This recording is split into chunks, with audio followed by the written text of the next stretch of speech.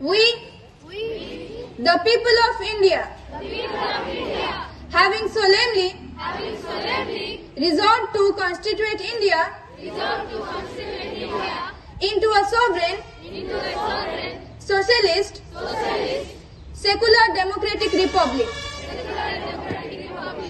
and to secure to all its citizens justice, social, economic, and political, liberty of thought, expression, belief, faith and worship, equality of status and of opportunity, and to promote among them all fraternity, assuring the dignity of the individual and the unity and integrity of the nation.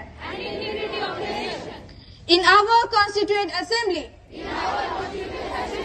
this 26th day of November, 1949, do hereby adopt, enact, and give to ourselves this Constitution. जय हिंद। भारत को एक संपूर्ण प्रभुत्व संपन्न समाजवादी पंथ निरपेक्ष लोकतंत्रात्मक गणराज्य बनाने के लिए तथा उसके समस्त नागरिकों को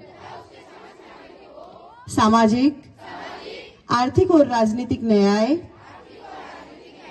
विचार, अभिव्यक्ति, विश्वास, धर्म और उपासना की स्वतंत्रता, प्रतिष्ठा और अवसर की समता प्राप्त कराने के लिए तथा उन सब में व्यक्ति की गरिमा और राष्ट्र की एकता और अखंडता सुनिश्चित करने वाली बंधुता बढ़ाने के लिए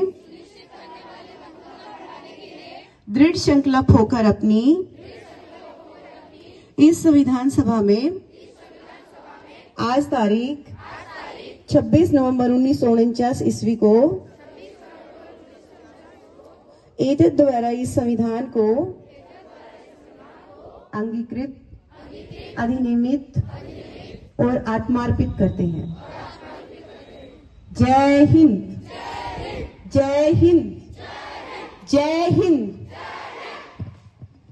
49 को हमारा constitution India government of India ने अडॉप्ट किया, लेकिन उसका कार्यकारी 26 जनवरी 1950 को, इट वाज इफेक्टेड ऑन 26 जनवरी 1950 को हुआ।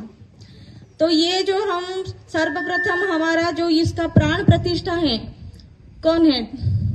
B.R. अम्बेडकर हैं, the father of our constitution of government of India.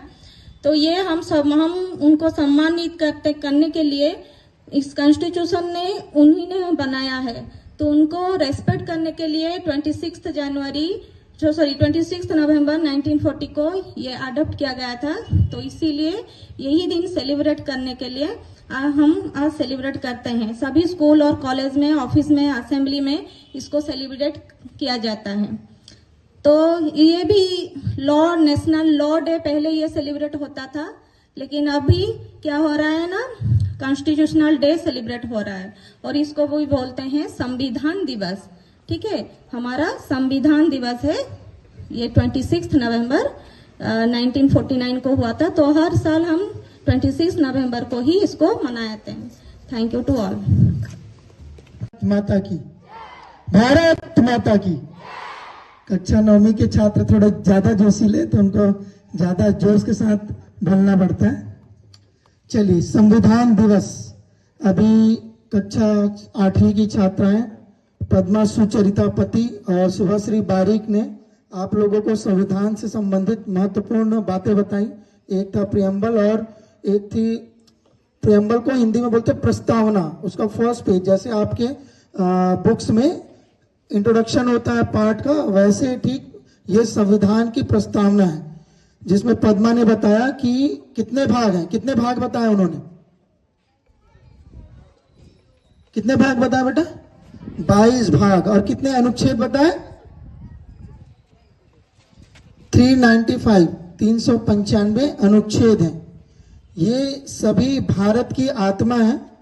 कहने का तात्पर्य यह है कि भारत 1947 की आजादी के बाद टुकड़ों में बंटा था, जिसको सरदार वल्लभ भाई पटेल ने एकीकृत किया।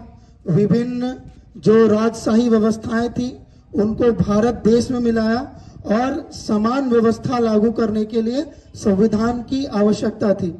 उस संविधान की आवश्यकता को पूरा करने के लिए डॉक्टर भीमराव अंबेडकर और उनके साथियों ने संविधान की एक पुस्तक लिखी, जिसमें उन्होंने सभी लोगों को समान अधिकार देने की बात कही, जिसमें सभी प्रकार के धर्म, जाति, वर्ग और संप्रदायों को उन्होंने एक साथ रखा।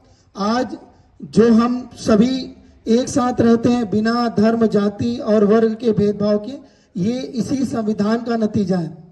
ये टुकड़ों में बटा हुआ था, जहां तक सभी वर्ग के लोग एक दूसरे से अलग तरीके का व्यवहार करते थे कि तुम छोटी जाति के हो, तुम बड़ी जाति के हो, वो वर्ग उच्च है, ये निम्न वर्ग है। इन सभी को एकीकृत करने के लिए ये योजनाएं बनाई गई और कश्मीर से कन्याकुमारी तक एक ही वर्ग पंथ चला और वो था भारत। हर व्यक्ति भारतीय है, ना कि किसी धर्म और जाति और संप्रदाय से। समझ में आया संविधान का अर्थ? चलिए, आशा है कि आप और बेहतर समझेंगे और भारत को बेहतर बनाने के लिए दृढ़ संकल्पित होंगे। धन्यवाद।